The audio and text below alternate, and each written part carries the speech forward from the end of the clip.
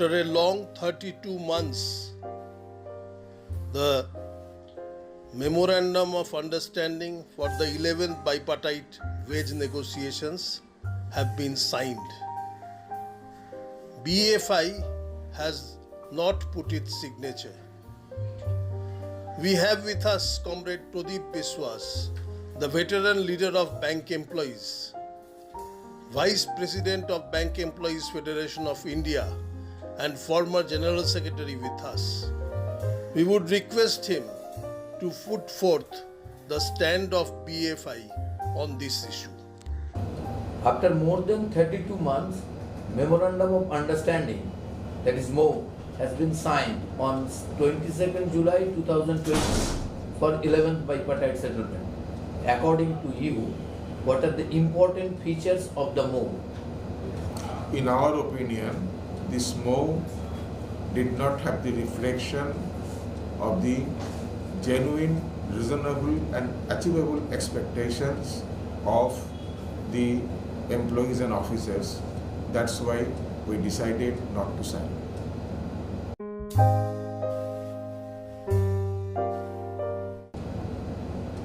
BFI did not sign the MOU. What are the reasons for such decision? The reasons for such decision is this. Firstly, the loading percentage is too meager. Secondly, 5-day banking that was discussed, and in course of the discussion while finalizing the 10th bipartite settlement, bankers assured that to begin with we introduce second Saturday and fourth Saturday to be holiday. Out of the experience gathered, we will see that whether 5-day banking can be introduced or not.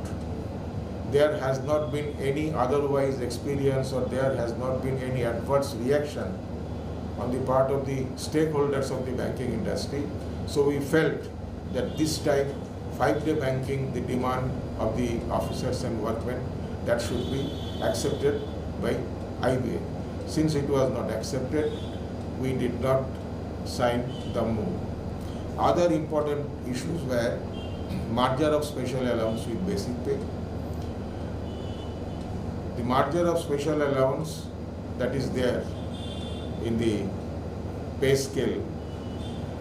In the last bipartite settlement, the general broad understanding amongst the trade unions, all the unions, were that when we had to decide for creation of these allowance, because there was some surplus fund after we distributed the total quantum as per 15% increase, and we had to create this allowance.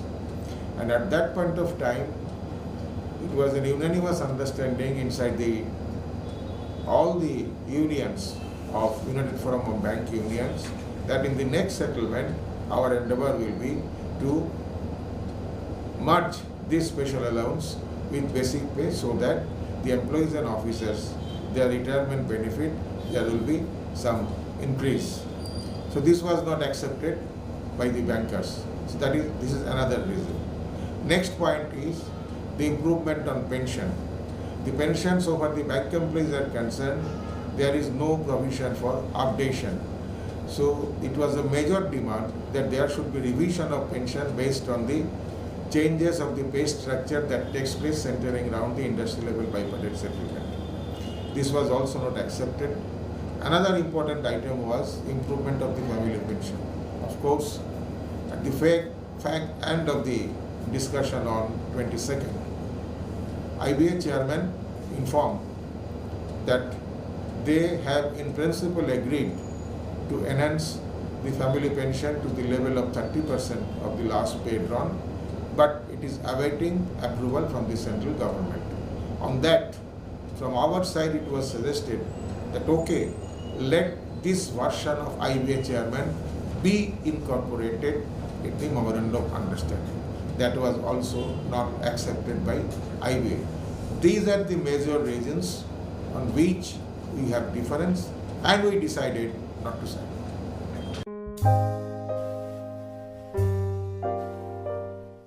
BFI have raised some issues related with 11th bipartite settlement.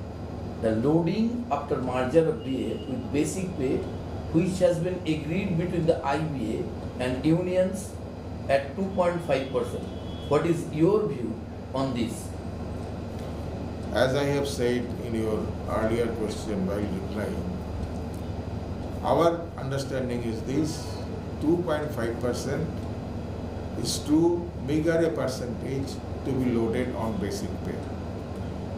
And taking cue from the experience that we had centering around distribution at the time of 10th bipartite settlement, the amount that was available after making distribution on different heads, we found a substantial amount is undistributed.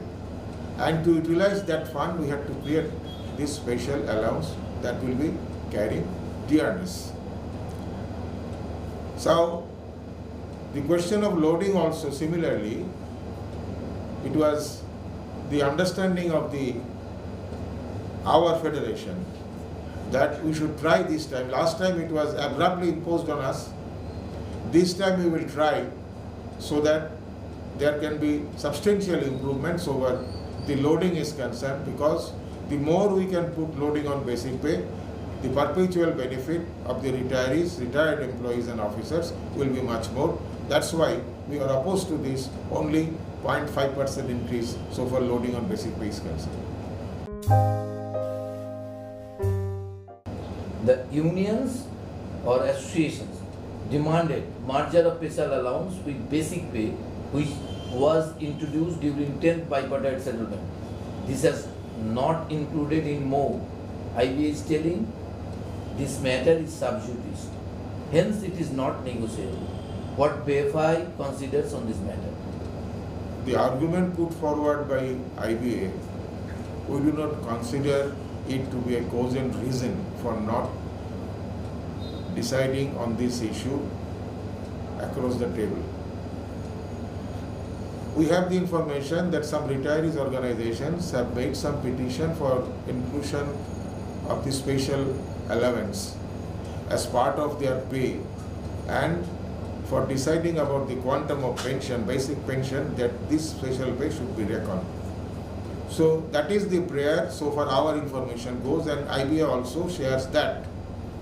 We do not find any reason that if the industry level negotiation and settlement, they decides to incorporate or add the special allowance with basic pay so that it fetches benefit so far the retirement dues are concerned, it will not stand in the way so far the court case is concerned, because this court case is a pretty old court case. And at some point of time, IBA also agreed for partial merger of special allowance, but at a later stage, they have put forward this argument that the matter is sub judice. That's why we do not consider it to be a cogent reason for not incorporation this item in the memorandum of understanding. For quite some time, we are coming across demands for 5-day week in banks. In the last settlement, it was agreed that second and fourth Saturdays of every month will be holidays. What do you think about 5-day week in banks, and what is the future of this demand? It is a very reasonable and justified demand. It was there in our common charter of demand before the 10th bipartite negotiation.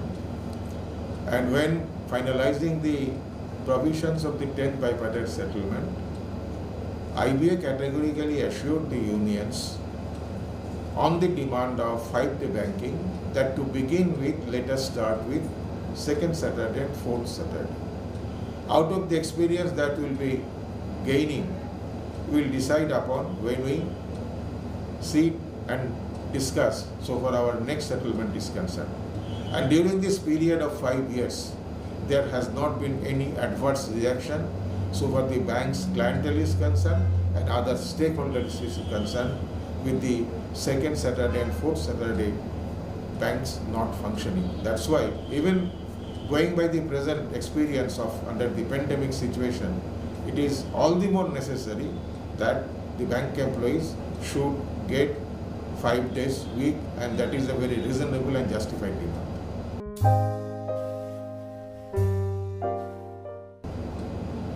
Principally, the IBA agreed to enhance family pension from 15 to 13% on last pay dawn. What is your view on this issue? Our view is very simple. In case the position is this, that they have in principle agreed and they are awaiting concurrence from the central government, there was nothing wrong in incorporating exactly this version of IBA, for that matter the chairman of Indian Banks Association, in the memorandum of understanding.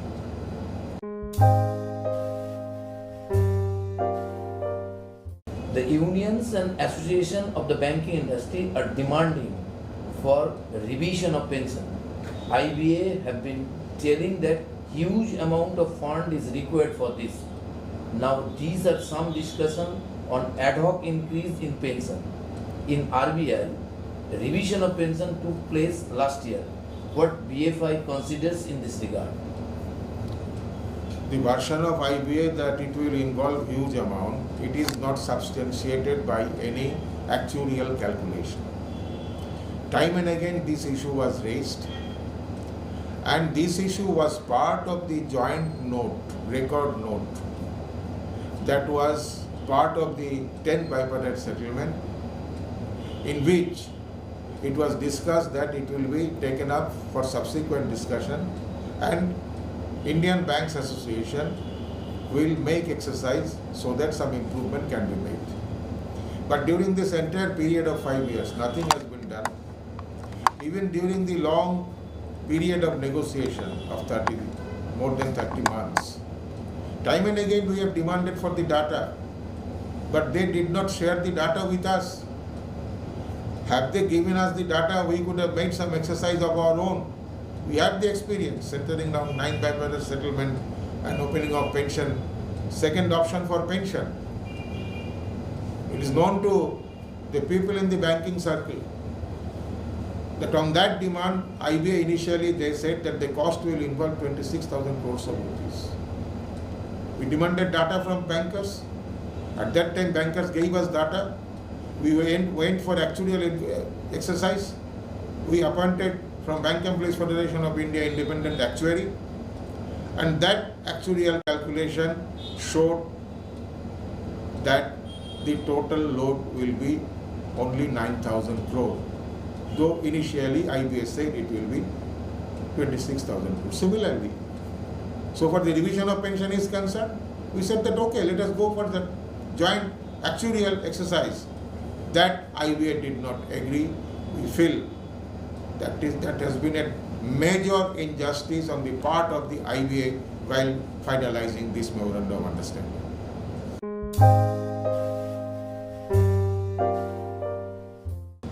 Performance linked incentive, that is PLI, has been introduced and included in MO in the 11th bipartite settlement. Why BFI is opposed to PLI, which is over and above total quantum?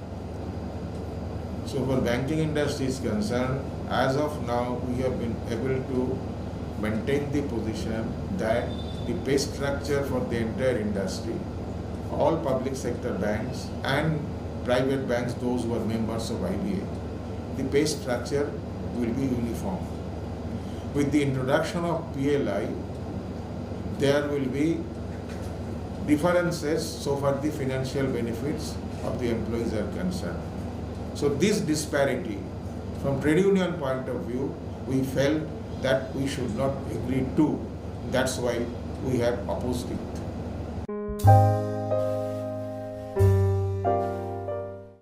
We understand this is not the first time BFI declined to be a party of settlement. It is being told that you signed the settlement later on. What is your comment in this regard? Whosoever are telling all these things, these are not based on facts. History says that Bank Employees Federation of India did not sign the 7th bipartite settlement. Yes, it's correct. But what was the reason?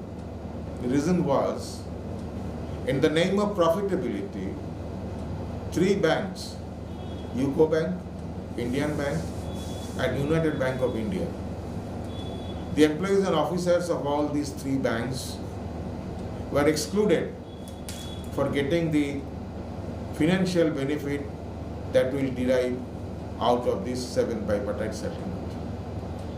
So we opposed to it, this type of provision in the settlement, and finally we decided not to sign the settlement. We endorsed the settlement at a later stage when bankers agreed to extend the benefits of the 7 bipartite settlement to all the officers and employees of these three banks, UCO Bank, United Bank, and Indian Bank of India. But was it out of nothing? No, not at all. Bankers were forced to extend because of the struggle that was organized by none other than Bank Employees Federation of India, demanding implementation of the 7 bipartite settlement in these three banks, and at the call of Bank Employees Federation of India, employees of these three banks went on strike, and the struggle that was followed created tremendous pressure. The strike was total, and ultimately bankers had to agree to extend the benefits of the settlement to the employees of these three banks. After this development have taken place, bankers have agreed to extend the benefit, then only our federation decided to endorse the settlement, 7th bipartite settlement. Not before that. So this is the qualitative change of the situation. Because of that, when this development was not there, we disagreed to sign. When we could bring some qualitative change, we decided to sign.